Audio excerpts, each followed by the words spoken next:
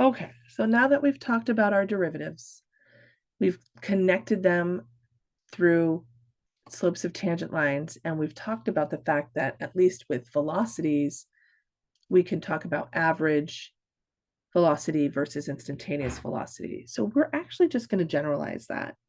It isn't just velocity that has an average rate of change and an instantaneous rate of change. So if you have a function, y equals f of x, it doesn't have to be a position function, then you can talk about an average rate of change for that function, of y with respect to x. And that would just be basically like your slopes of your secant lines, right? Your change in the y over your change in the x. Okay.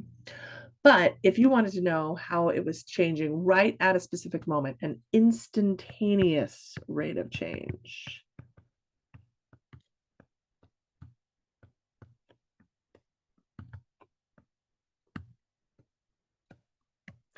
Of y with respect to x.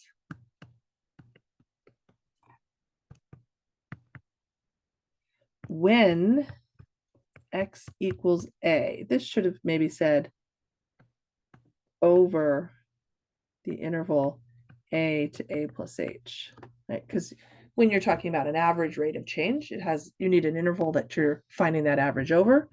If you're talking about an instantaneous rate of change, then you need a moment, you need an instant. So that moment would be when x is a. And that is going to be that limit when h approaches 0. And guess what this calculation is equal to? The derivative. So the derivative represents the instantaneous rate of change of a function. We're going to spend a little bit more time talking about interpreting the derivative as that.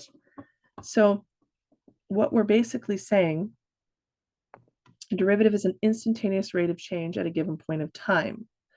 So if we say that the derivative at this moment is equal to this value, when the input value is here, then the output value has a rate of change equal to this. This is how it is changing.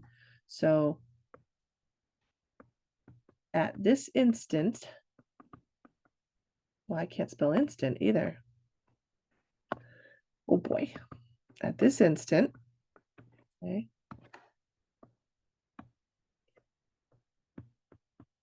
here's the change in f. Change is the most important word. This is not what f is equal to. I mean, f of a is what f is equal to, right? F of a is going to equal, I don't know, some number. But the derivative being equal to something tells you that's how the f function is changing. Is it increasing? Is it decreasing by a lot, by a little? And so it's a rate. A rate always has units in a ratio, miles per hour, dollars per gallon. There's always a per. Okay. So it's going to be the units of the y, essentially, over the units of the x. Okay. Always miles per gallon.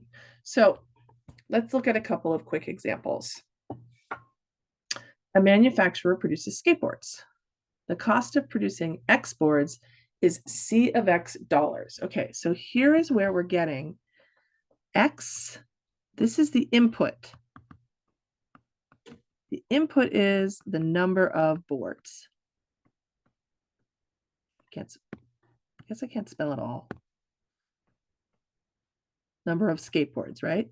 And this is the output.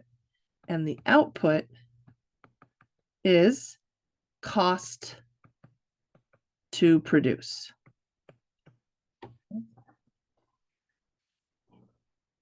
Okay, so what is the meaning of C prime of X and what are its units? Okay, so C prime, the derivative is always going to be a rate of change of what? What of the cost of producing X boards. And its units will be the units of the output. The units of the output is in dollars over the units of the input, which is in boards, cost per board.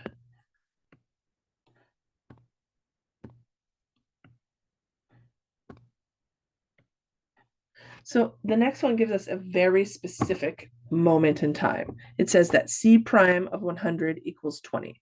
So remember, this is the moment and this is the change. So when you're answering this question, what does it mean? You need to identify the moment when 100 boards have been produced. So this is the moment. Okay. Then the rate of change is 20. Well, it's a positive number, right? So that means that it's going up. What's going up?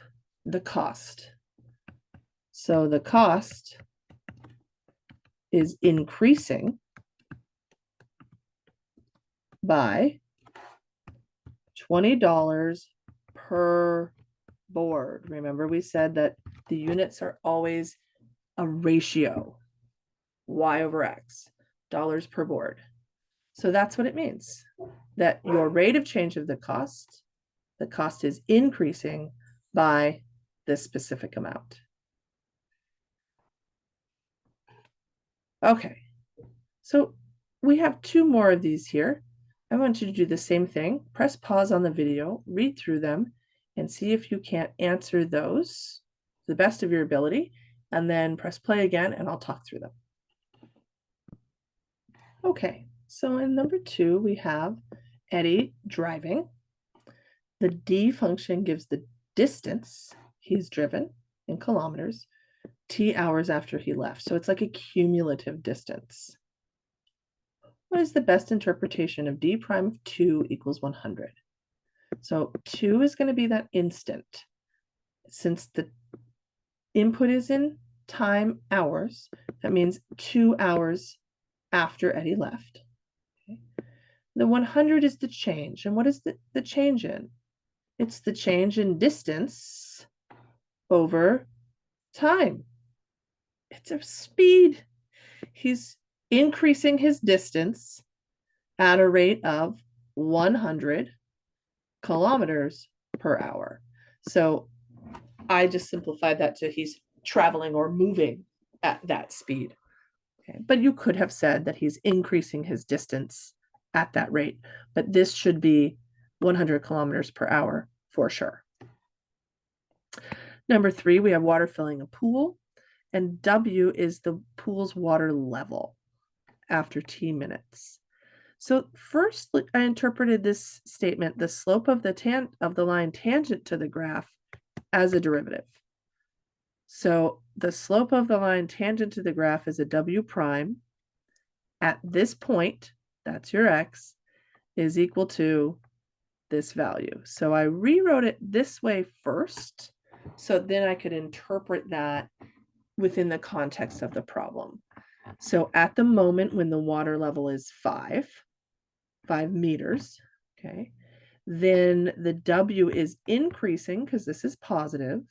So the W, which is the water level is increasing at this rate, 0.1 meters per minute.